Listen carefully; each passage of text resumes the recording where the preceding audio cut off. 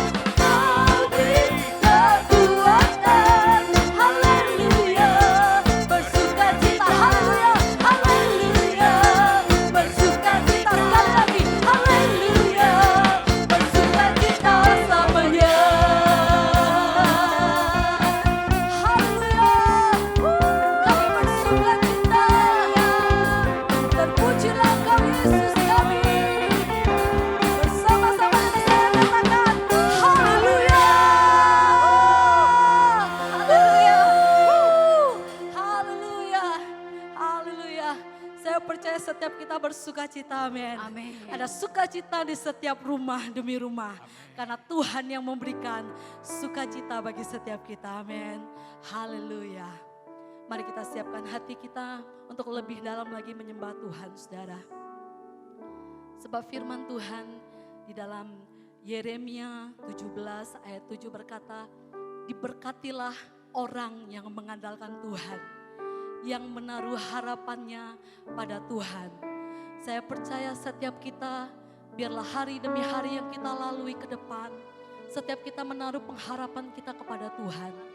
Sebab Dia penghibur kita, Dia penolong kita, rohnya diberikan kepada setiap kita, memberikan kekuatan, memberikan jalan keluar bagi setiap kita. Mari kita datang kepada Tuhan. Dia Allah yang menerima kita sebagaimana kita adanya. Terima kasih Tuhan Yesus. Haleluya.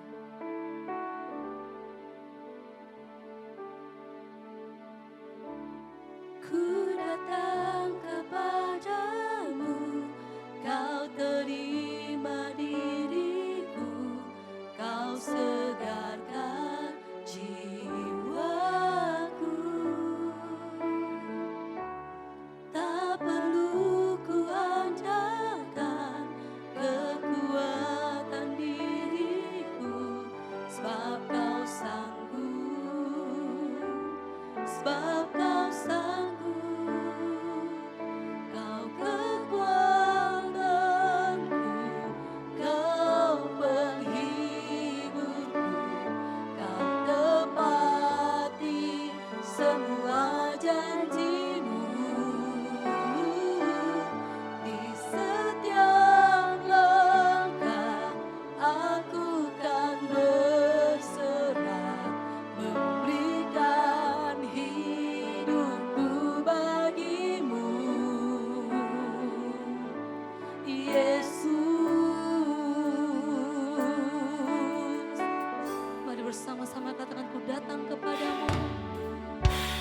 Ku datang kepadamu, Kau terima diriku, Kau segarkan jiwaku.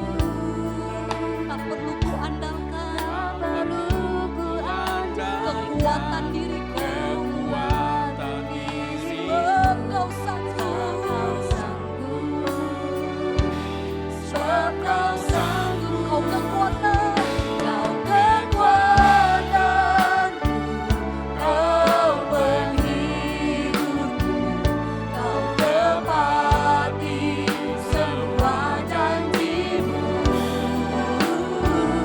Di setiap langkah aku kan berserah, memberikan hidupku bagimu.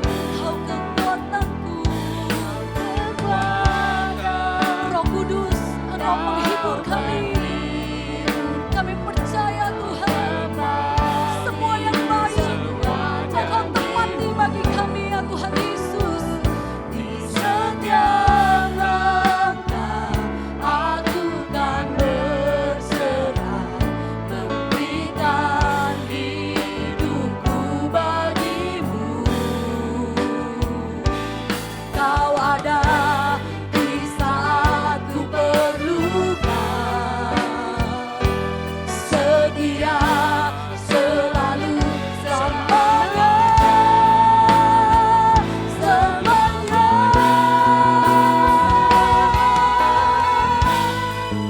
Terima kasih Tuhan Yesus. Kau kekuatanku, Kau penghiburku, Kau tepati semua janjimu. Di setiap langkah aku kan berserah, memberikan hidupku bagimu. Kau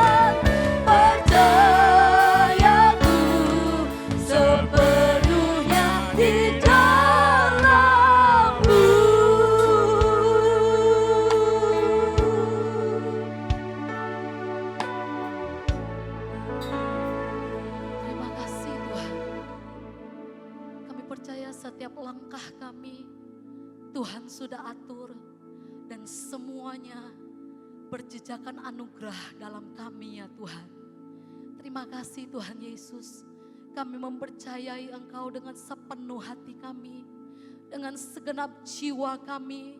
Kami percayakan seluruh hidup kami ke dalam tangan-Mu. Biarlah kehendak-Mu jadi bagi setiap kami ya Tuhan. Kami menjadi anak-anak-Mu yang mengasihi Engkau, sungguh-sungguh mencintai Engkau ya Tuhan. Terima kasih Tuhan Yesus. Engkau sendiri yang berfirman hari ini. Engkau menguatkan setiap kami yang lemah. Engkau menegur setiap kami yang salah. Engkau menyembuhkan setiap kami yang sakit melalui firman-Mu. Biarlah apa yang diucapkan oleh hamba-Mu Tuhan, membuat setiap kami lebih mengerti lagi kehendak-Mu dalam hidup setiap kami ya Tuhan. Terima kasih, Roh-Mu kuasai pikiran kami, kuasai hati kami, biar mata kami dan telinga kami Tuhan hanya tertuju kepada Engkau. Kami siap mendengarkan firman-Mu hanya di dalam nama Tuhan Yesus. Haleluya, mari yang siap mendengarkan firman Tuhan bersama dengan saya katakan amin. Amin. Haleluya.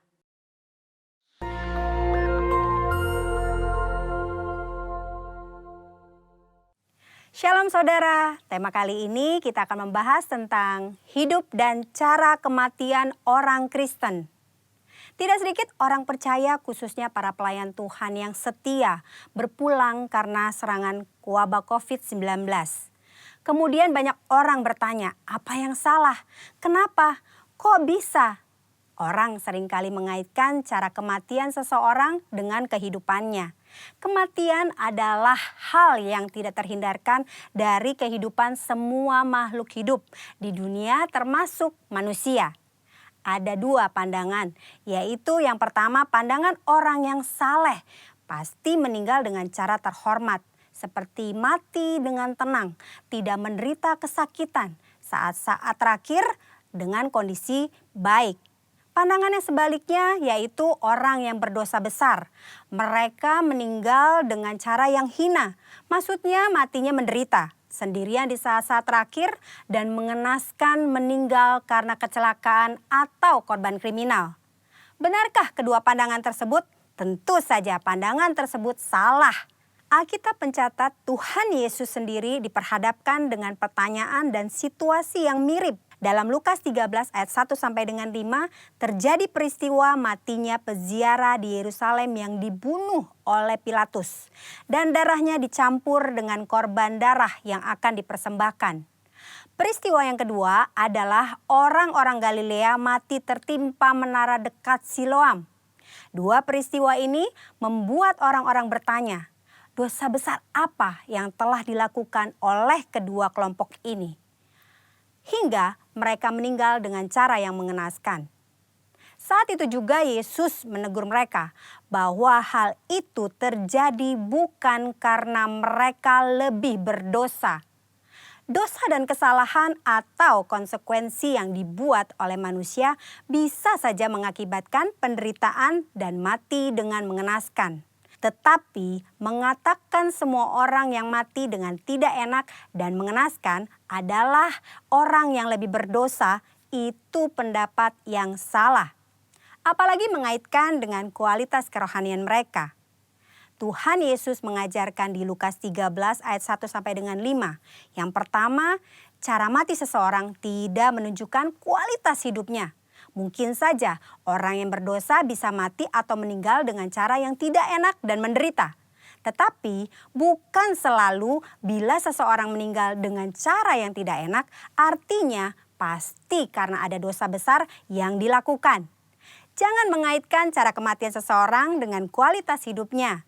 Yesus berkata dengan tegas, jikalau tidak bertobat bisa binasa dengan cara yang tidak enak, bahkan menderita untuk selama-lamanya. Yesus menekankan bahwa penting diperhatikan adalah pertobatan, bukan cara meninggal seseorang. Yang kedua, kualitas hidup seseorang akan berkonsekuensi pada kekekalan. Selain pertobatan, hal yang sama penting adalah menghasilkan buah-buah dalam hidup. Perhatikan perumpamaan pemilik kebun anggur dalam Lukas 13 ayat 6 sampai dengan 9. Si pemilik kebun anggur mengetahui bahwa ada pohon anggur yang tidak berbuah dan ia memberi perintah untuk ditebang. Namun si pengelola kebun meminta kesempatan untuk pohon itu dibiarkan hidup. Dan jika sudah diberi kesempatan masih tidak berbuah, pohon itu segera ditebang. Maksudnya adalah kita masih hidup. Artinya kita diberi kesempatan untuk mengalami pertobatan dan menghasilkan buah. Jika tidak, kita akan dibinasakan. Waktu yang Tuhan berikan harus kita responi dengan pertobatan dan berbuah. Saudara, jangan salah fokus dengan mempertanyakan bagaimana cara seseorang meninggal. Sebaiknya kita meresponi kesempatan hidup yang Tuhan berikan. Yang pertama, kita fokus pada pertobatan dan menjalani hidup yang menghasilkan buah, agar kita tidak mengalami hukuman dan penderitaan kekal. Yang kedua, tidak ada hubungan langsung antara cara seseorang mati dengan kerohanian yang dijalani selama hidupnya. Yang ketiga, cara orang percaya mati adalah kedaulatan Tuhan yang tidak dapat diselami oleh manusia. Tetaplah percaya dan serahkan diri kepada Tuhan. Percayalah, tidak ada keputusan Tuhan yang salah. Saudara, kita tidak boleh menilai bahkan menghakimi seseorang melalui cara kematiannya. Sebagai contoh, memperkatakan, sudah rajin beribadah, berpuasa, berbahasa roh, kok bisa mati karena COVID-19? Hal itu tidak ada hubungannya, lagi sangat tidak pantas untuk diucapkan karena tidak menghormati dan tidak sensitif terhadap perasaan keluarga yang ditinggalkan. Mari saudara, kita fokus kepada pertobatan dan menghasilkan buah-buah yang baik selama kita masih punya kesempatan. Tuhan Yesus memberkati.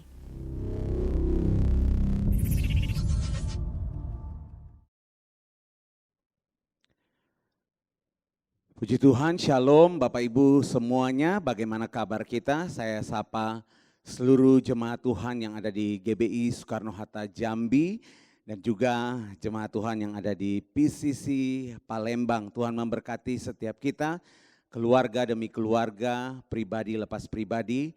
Mari buka hati kita semua bersama-sama. Kita belajar di hari ini mendengarkan kebenaran firman Tuhan Yesus Kristus menjadi kekuatan, pedoman, memimpin dan menuntun langkah-langkah kehidupan kita. Tanpa terasa, Bapak Ibu, kita semua sudah berada di penghujung bulan ini. Bapak Ibu, kita sudah di penghujung bulan Juni. Saya percaya bahwa kalau kita masih ada sampai hari ini, semua karena anugerah Tuhan dalam hidup kita. Mari kita berdoa, sekali lagi kita menyerahkan seluruh pemberitaan firman Tuhan di hari ini. Kita berdoa.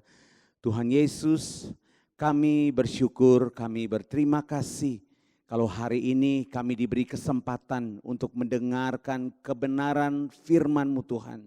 Kami membuka hati kami, berikan kami hati dan telinga seorang murid untuk kami mau terus diajar, kami mau terus belajar daripada Engkau Bapa. Kami percaya setiap kebenaran yang ditaburkan, yang lemah dikuatkan, yang sakit disembuhkan, yang ada dalam pergumulan-pergumulan hari-hari ini boleh menerima jawaban daripada Engkau Bapa. Terima kasih, kami mengucap syukur, berfirmanlah bagi setiap kami, karena kami siap belajar di dalam nama Tuhan Yesus Kristus. Haleluya. Amin. Baik Bapak Ibu, hari ini izinkan saya sharing tentang apa yang menjadi perenungan pribadi saya secara pribadi, dan biarlah kita boleh belajar bersama-sama. Saya kasih tema khotbah di hari ini adalah ibadah yang berkenan kepada Tuhan. Ibadah yang berkenan kepada Tuhan. Mari buka bersama-sama dengan saya dalam Yesaya pasal yang ke-29 ayat yang ke-13. Yesaya pasal yang ke-29 ayat yang ke-13. Firman Tuhan saya bacakan untuk Bapak Ibu semuanya. Dan Tuhan telah berfirman, oleh karena bangsa ini mendekat dengan mulutnya dan memuliakan aku dengan bibirnya, padahal hatinya menjauh daripadaku dan ibadahnya kepadaku hanyalah perintah manusia yang dihafalkan. Nah Bapak Ibu, firman Tuhan berkata di hari ini biarlah jadi satu perenungan bagi saudara dan saya, Bapak Ibu. Dan biar ini jadi satu peringatan keras untuk setiap kali ketika saudara dan saya datang pada Tuhan. Alkitab mencatat begini Bapak Ibu. Dalam Yesaya tadi 29 ayat yang ke-13, firman bilang begini, dan Tuhan telah berfirman, oleh karena bangsa ini mendekat dengan mulutnya dan memuliakan aku dengan bibirnya. Padahal hatinya menjauh daripadaku dan ibadahnya kepadaku hanyalah perintah manusia yang dihafalkan, saudara. Nah, peringatan keras dari Tuhan bagi saudara dan saya, setiap kali kita datang kepada Tuhan, Alkitab bilang begini, jangan sampai hanya dengan mulut kita saja, hanya dengan bibir kita saja, saudara. Tapi hati kita jauh daripada Tuhan, saudara. Nah, seringkali orang berbicara mengenai memuliakan Tuhan, Bapak Ibu. Mereka berpikir dengan melayani, mereka sudah memuliakan Tuhan. Mereka berpikir dengan memberi, mereka sudah memuliakan Tuhan, Bapak Ibu. Bahkan beberapa di antara kita berpikir bahwa, menyanyikan lagu-lagu rohani di gereja, mereka menganggap bahwa itu sudah memuliakan Tuhan, saudara. Padahal menyanyi lagu rohani bukan berarti saudara dan saya sudah memuliakan Tuhan. Nah, apa yang dimaksud dengan memuliakan Tuhan dan bagaimana saudara dan saya dapat memuliakan Tuhan, Bapak Ibu? Mari belajar bersama-sama, Bapak Ibu. Kamus Besar Bahasa Indonesia mencatat bahwa kata memuliakan berasal dari kata mulia. Mulia artinya begini, sesuatu yang bernilai tinggi. Nah, kata mulia sama pengertiannya dengan kata agung. Kata mulia sama pengertiannya dengan kata luhur. Kata mulia sama pengertiannya dengan terhormat. Jadi kata memuliakan berarti menganggap sesuatu bernilai tinggi. Atau menganggap sesuatu bernilai agung dan terhormat, Bapak Ibu. Itu berarti bahwa kata memuliakan Tuhan punya pengertian begini Bapak Ibu, saudara dan saya menganggap bahwa Tuhan itu bernilai sangat tinggi. Tuhan itu sangat agung, Tuhan itu sangat terhormat, saudara. Dan ini bukan hanya dalam perkataan saudara dan saya. Sebab bisa saja mulutnya memuliakan Tuhan, tapi hatinya tidak, Bapak Ibu.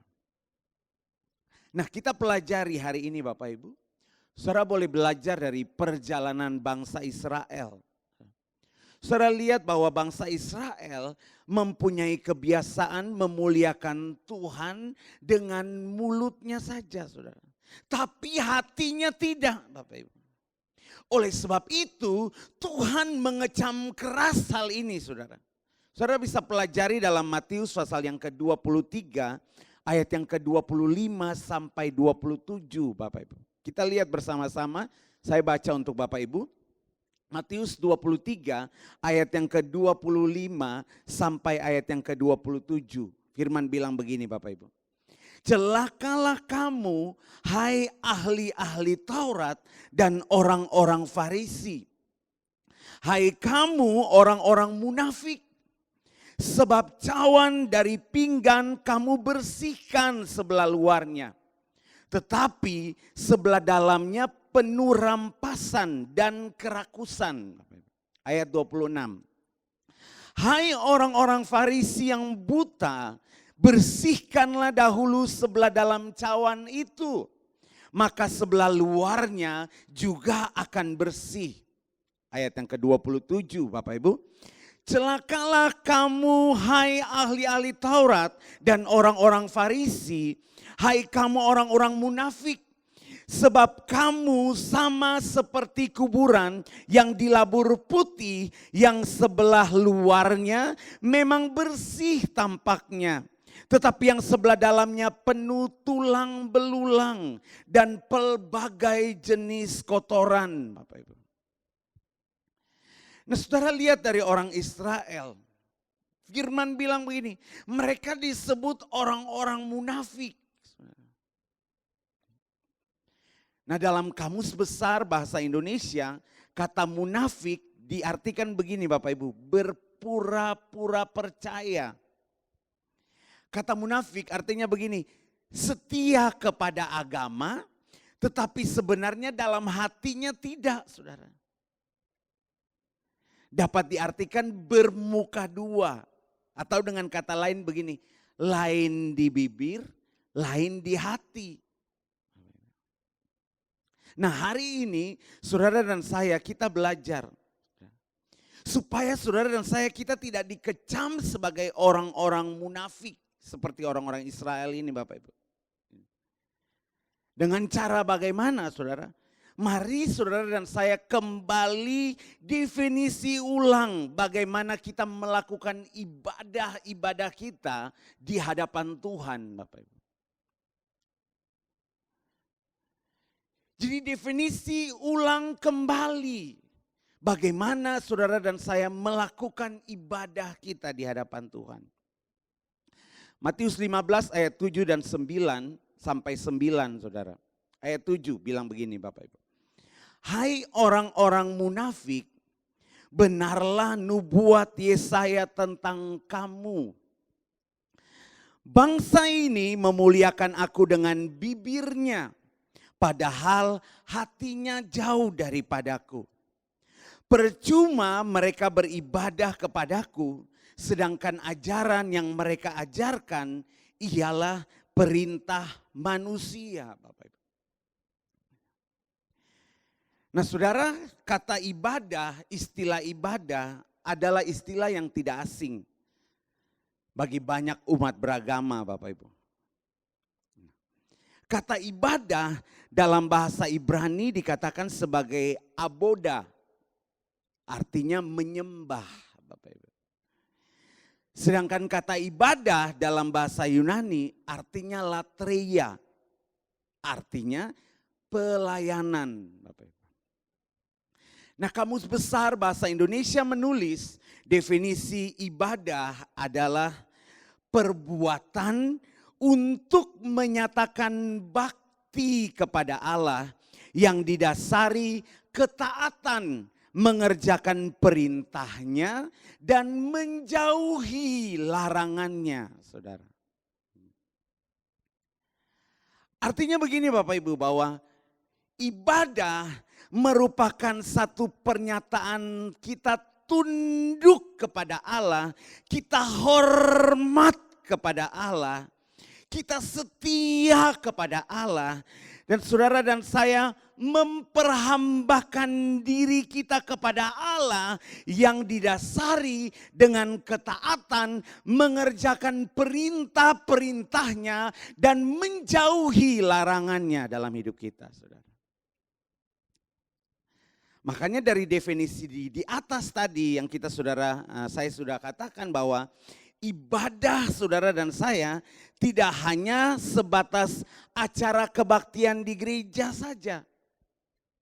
Tapi dikatakan tadi bahwa definisi ibadah adalah perbuatan untuk menyatakan bakti kita, setia, tunduk, hormat, memperhambakan diri kepada Allah yang didasari dengan ketaatan untuk mengerjakan perintah Tuhan dan menjauhi larangannya. Itu ibadah, saudara. Itu berarti bahwa kebaktian saudara dan saya di gereja hanyalah satu bentuk daripada ibadah. Ibadah bisa dilakukan kapan saja dan di mana saja, Bapak Ibu.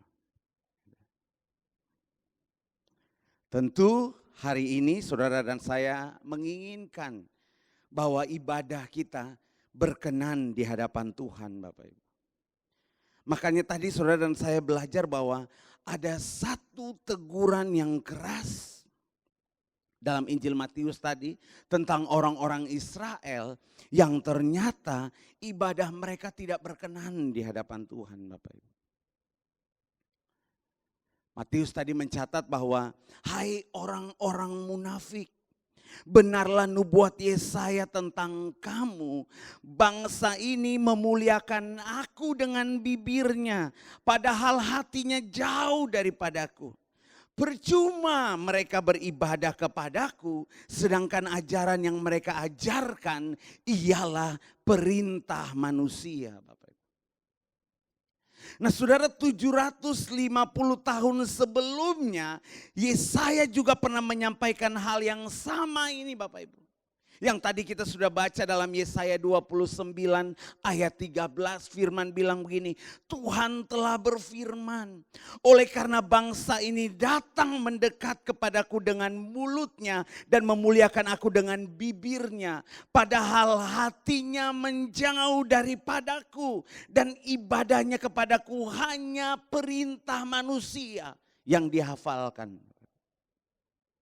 Nah mari belajar hari ini Bapak Ibu, bagaimana saudara dan saya seharusnya melakukan ibadah kita agar ibadah kita berkenan kepada Tuhan. Mari definisi ulang lagi Bapak Ibu. Definisi ulang lagi. Minggu lepas minggu saudara dan saya terus dengan ibadah online, ibadah di rumah saudara. Mari definisi ulang lagi bagaimana supaya ibadah kita berkenan di hadapan Tuhan. Hal yang pertama, bagaimana seharusnya yang saudara dan saya lakukan agar ibadah kita berkenan di hadapan Tuhan. Yang pertama saudara, kita melakukan ibadah kita dengan ketulusan. 1 Tawarik 28 ayat yang ke-9. Mari buka bersama-sama Bapak Ibu. 1 Tawarik pasal yang ke-28 ayat 9.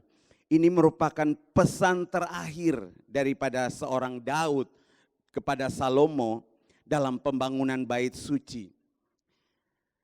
1 Tawarik 28 ayat 9, Alkitab bilang begini. Dan engkau anakku Salomo, kenalah Allahnya ayahmu dan beribadalah kepadanya dengan tulus ikhlas dan dengan rela hati. Sebab Tuhan menyelidiki segala hati dan mengerti segala niat dan cita-cita. Jika engkau mencari Dia, maka Ia akan berkenan ditemui olehmu. Tetapi jika engkau meninggalkan Dia, maka Ia akan membuang engkau untuk selamanya.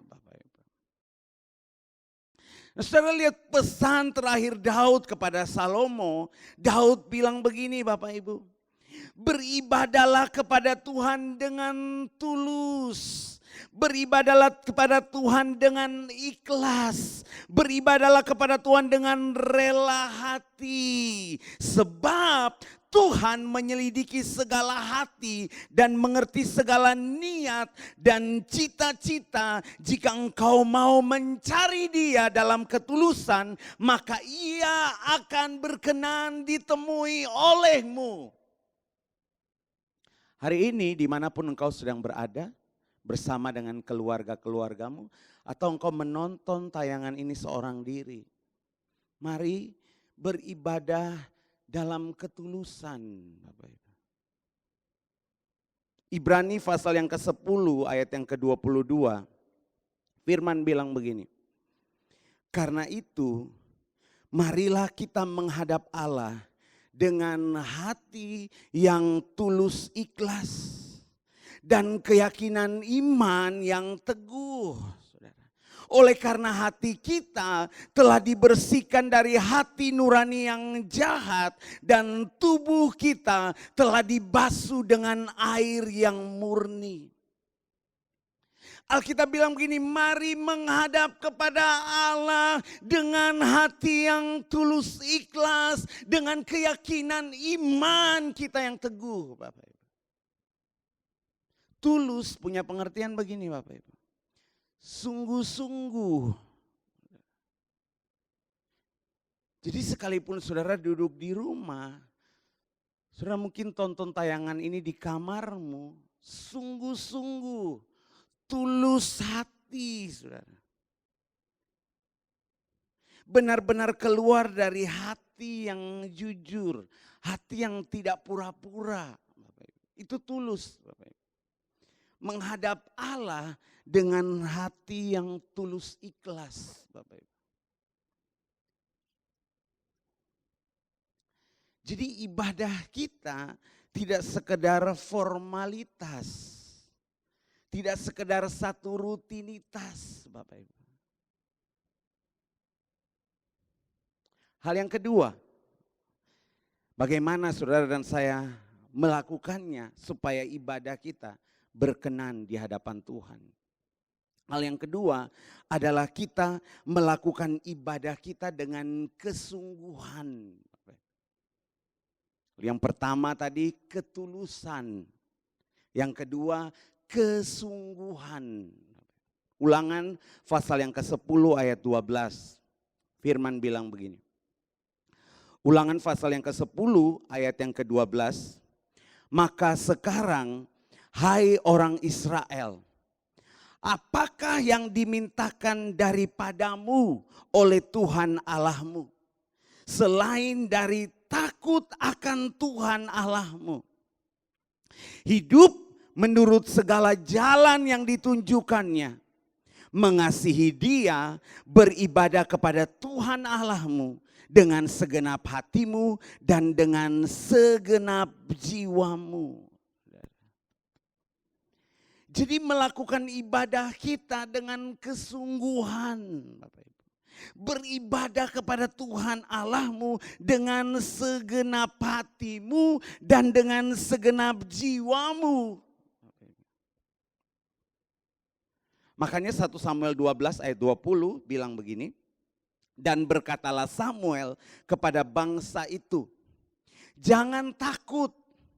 Memang kamu telah melakukan segala kejahatan ini, tetapi janganlah berhenti mengikuti Tuhan, melainkan beribadahlah kepada Tuhan dengan segenap hatimu. Ya mungkin kemarin-kemarin saudara beribadah, nonton tayangan online, ya biasa-biasa saja. Ya, tapi hari ini Tuhan peringatkan kembali saudara dan saya.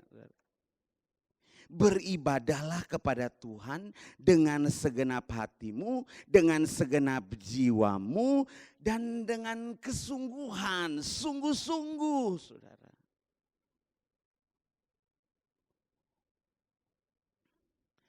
Yesaya mencatat dalam Yesaya pasal 1 ayat 13a, Alkitab bilang begini, jangan lagi kamu membawa persembahanmu yang tidak sungguh-sungguh. Sebab apa saudara? Baunya adalah kejijikan bagiku, kata Tuhan. Nah bagaimana supaya ibadah kita bisa dengan sungguh-sungguh? Simple saja Bapak Ibu. Di minggu depan ini kita sudah mulai masuk ibadah new normal Bapak Ibu. Mungkin tidak serame seperti biasanya. Karena harus sebagian kita menjaga jarak. Semua ikut protokol pemerintahan Bapak Ibu. Nah bagaimana supaya kita bisa sungguh-sungguh datang ibadah dan pulang ibadah tepat waktu. Ibadahnya akan dipersingkat. Datang tepat waktu, pulangnya tepat waktu. Memuji Tuhannya dengan semangat, dengan sungguh-sungguh. Terima firman-Nya dengan sukacita. Lalu anugerah Tuhan akan memampukan kita untuk melakukan kebenaran firman Tuhan. Bapak Ibu. Perhatikan dalam Yesaya pasal 1 Bapak Ibu, kita belajar sama-sama Yesaya pasal 1 ayat yang kedua sampai ayat yang ke-20. Saya baca beberapa bagian saja ayatnya, kita belajar Bapak Ibu. Saudara lihat di situ Bapak Ibu. Ayat 2 dari Yesaya pasal 1 bilang begini Bapak Ibu. Dengarlah hai langit dan perhatikanlah hai bumi, sebab Tuhan berfirman, Aku membesarkan anak-anak dan mengasuhnya, tetapi mereka memberontak terhadap aku. Saudara lihat orang Israel memberontak kepada Tuhan. Mereka tidak sungguh-sungguh. Ayat 4 saudara lihat. Celakalah bangsa yang berdosa, kaum yang syarat dengan kesalahan, keturunan yang jahat-jahat, anak-anak yang berlaku buruk, mereka meninggalkan Tuhan, menista yang Maha Kudus Allah Israel, dan berpaling membelakangi Dia. Mereka meninggalkan Tuhan dan menista yang Maha Kudus. Tidak sungguh-sungguh. Ayat 11 saudara lihat. Firman bilang begini, untuk apa itu korbanmu yang banyak-banyak, firman Tuhan saudara. Aku sudah jemu akan korban-korban bakaran berupa domba jantan dan akan lemak dari anak lembu gemukan. Darah lembu jantan dan domba-domba dan kambing jantan tidak kusukai, saudara.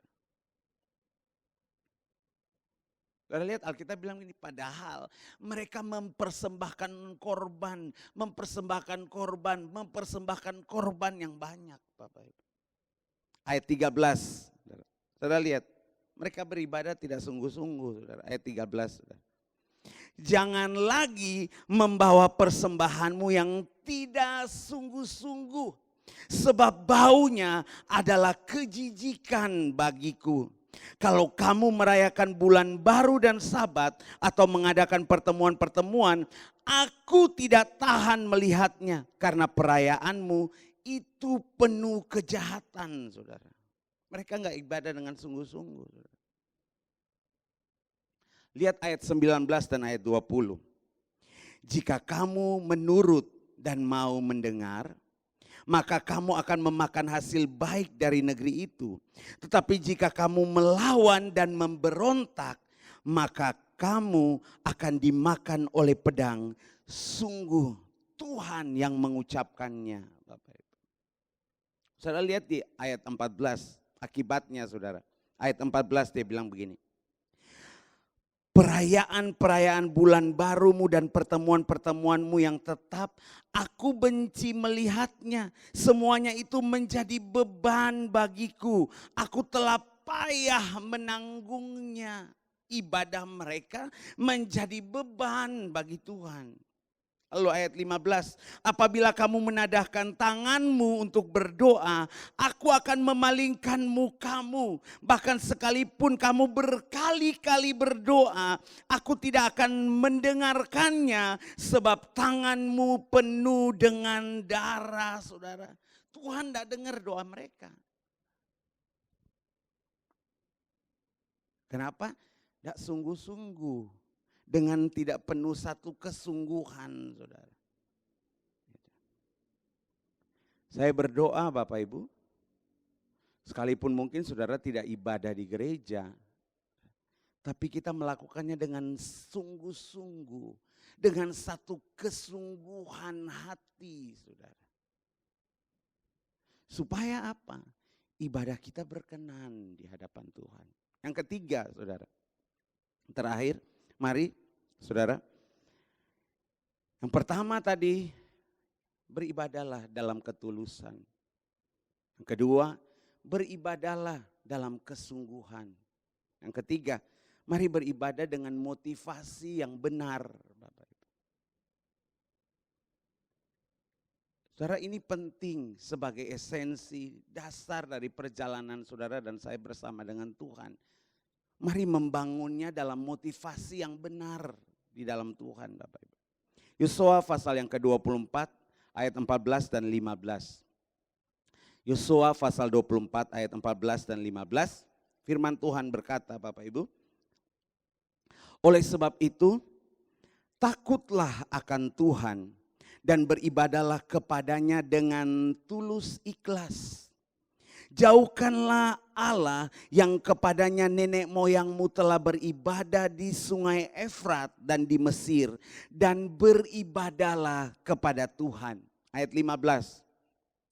Tetapi jika kamu anggap tidak baik untuk beribadah kepada Tuhan, pilihlah pada hari ini kepada siapa kamu akan beribadah.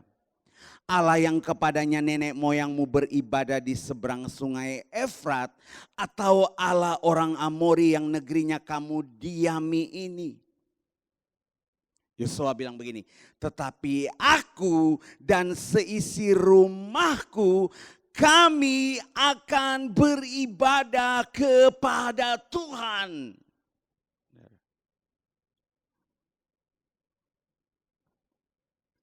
Roma 12 ayat 1.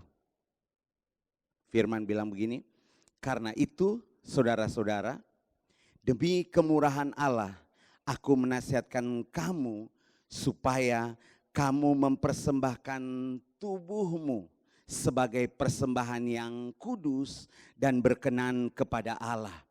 Itu ibadahmu yang sejati, saudara. Saudara, mari renungkan. Mungkin kemarin-kemarin kita beribadah, ya cuman mau cari berkat. Cuman mau ketemu manusia, biar dilihat sama pemimpinnya.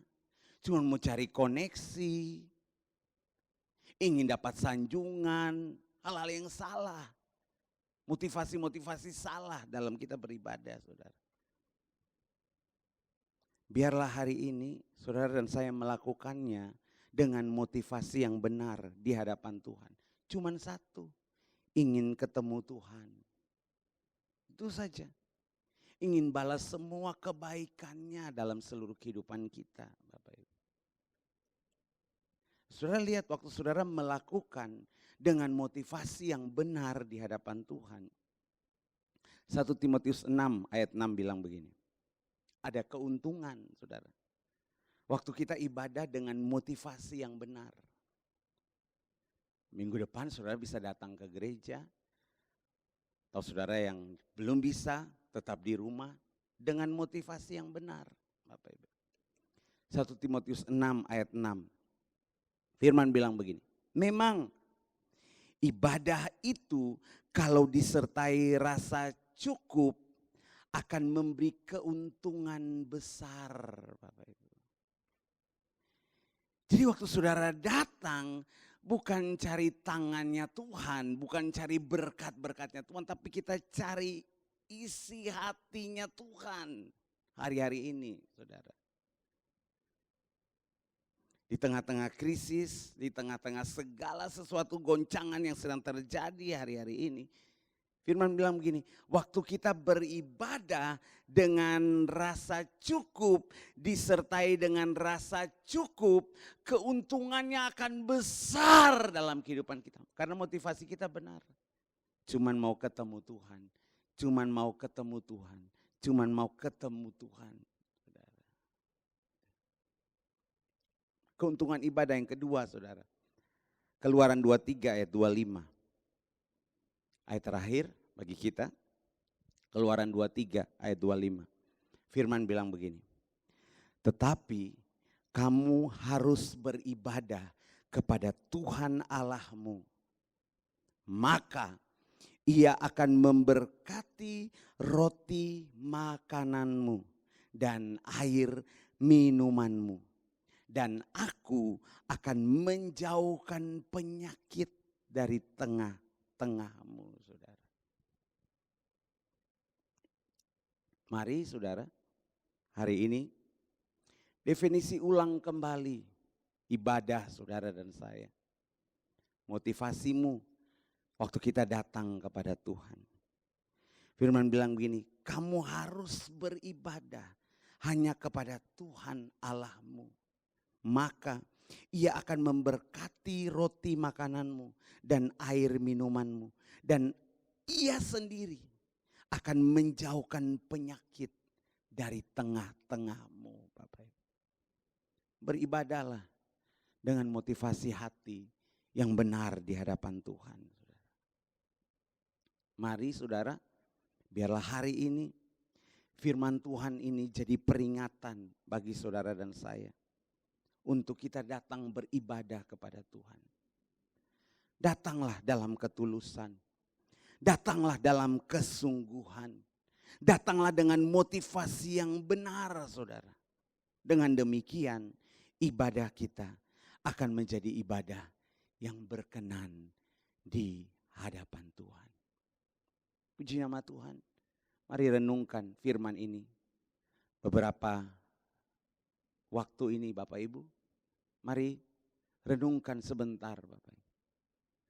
Definisi ulang kembali ibadah-ibadah kita Bapak. Definisi ulang kembali.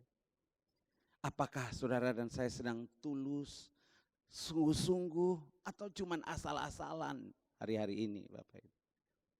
Mari definisi ulang kembali. Biar rohnya kembali datang dalam hidup kita.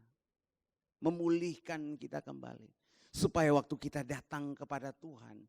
Bukan cuman mulut kita. Bukan cuman bibir kita yang memuliakan Tuhan.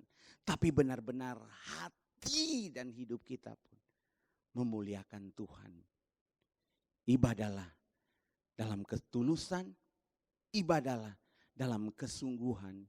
Dan ibadahlah dengan motivasi hati yang benar di hadapan Tuhan. Tuhan memberkati, mari tundukkan kepala kita berdoa. Bapa, terima kasih. Ampuni kami Tuhan, kalau mungkin Engkau melihat dan mendapati kami. Mulut kami yang memuliakan Engkau, tapi hati kami jauh daripadamu. Terima kasih kalau hari ini firman-Mu kembali menegurkan kami Bapa. Memimpin kami lagi, mengarahkan kami kembali Tuhan. Supaya waktu kami datang kepadamu, kami datang dalam ketulusan. Kami datang dalam sungguh-sungguh hati kepadamu. Kami datang dengan motivasi hati kami yang benar di hadapanmu. Supaya ibadah kami berkenan kepadamu Bapa. Terima kasih. Tuhan Engkau lawat setiap umat-umat-Mu Bapa. Mereka yang ada di rumah-rumah. Mereka pribadi lepas pribadi yang menonton tayangan ini, hamba berdoa di dalam nama Tuhan Yesus Kristus. Terima kasih Roh Kudus Engkau menjamah hati kami, mengubahkan kehidupan kami. Supaya biarlah waktu kami datang kepadamu, kami datang dalam ketulusan, dalam kesungguhan, dengan memiliki motivasi hati yang benar di hadapan-Mu. Dan biarlah seluruh ibadah kami berkenan kepadamu Bapa. Kami bersyukur Tuhan, terima kasih. Bagi Tuhan semua hormat, bagi Tuhan semua pujian, bagi Tuhan semua kuasa, kemuliaan dan syukur dari hati kami. Di dalam nama Tuhan Yesus Kristus kami berdoa dan kami bersyukur. Haleluya. Sama-sama kita katakan amin. Puji nama Tuhan saudara, saya percaya setiap kita diberkati oleh firman Tuhan hari ini, amin. Kita akan mengakhiri ibadah kita, mari angkat kedua tangan kita kepada Tuhan. Ku bersyukur padamu Tuhan, sebab kasih setiamu di dalam hidupku. Anugerahmu bersamaku di setiap langkahku. Ku memujimu, ku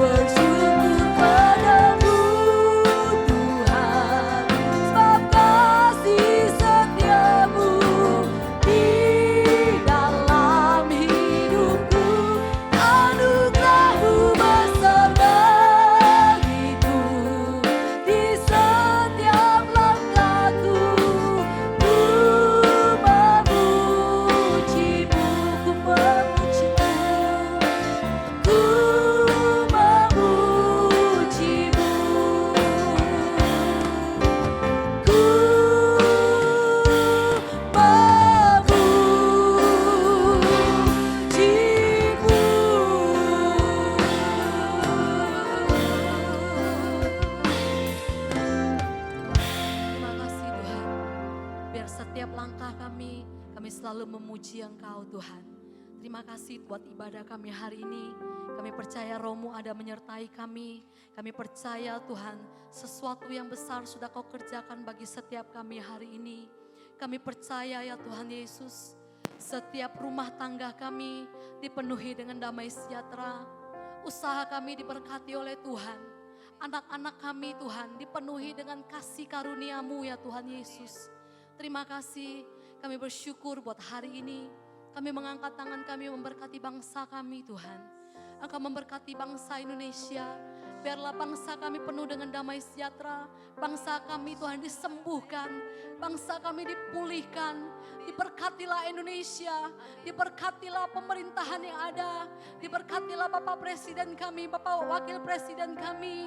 Setiap menteri dan jajaran yang ada, semua di dalam perlindungan Tuhan. Berikan hikmat kepada mereka ya Tuhan. Bagaimana membawa bangsa ini Tuhan kepada arah yang lebih baik ya Tuhan. Engkau memulihkan setiap aspek kehidupan di bangsa kami. Engkau memberkati kesehatan bangsa kami. Engkau memberkati ekonomi bangsa kami. Engkau memberkati tanah, udara bangsa kami, air Kau berkati ya Tuhan. Terima kasih Tuhan. Biar bangsa kami boleh Tuhan diberkati oleh tangan-Mu yang dahsyat itu Tuhan Yesus. Terima kasih Tuhan. Kami berdoa juga bagi gembala pembina kami, Pak Niko, dan keempat wakilnya. Kami berdoa bagi Tuhan, gembala rayon kami Tuhan. Kami berdoa bagi gembala kami di tempat ini, Pak Aning Tuhan. Kami berdoa bagi Bapak Wakil Gembala kami, Pak Abe di tempat ini Tuhan Yesus. Engkau memberkati pemimpin-pemimpin kami. Engkau berikan kepada mereka roh yang takut akan Engkau. Kami berdoa pakai mereka dengan luar biasa. Berkati istri, anak-anak, cucu, menantu mereka. Engkau memberkati Tuhan. Engkau menyertai saat masuk dan Engkau menyertai saat keluar. Biarlah Engkau sendiri Allah yang memberkati pelayanan mereka dengan tanda-tanda ajaib dan mukjizat daripada Engkau. Kami bersyukur buat hari ini setiap jemaat-Mu Tuhan juga memberkati. Kami berdoa Tuhan, kami percaya Engkau mengasihi kami semua. Kami percaya setiap kami adalah anak-anak-Mu. Kami biji mata-Mu, kami milik kesayangan-Mu Tuhan. Engkau memberkati kami.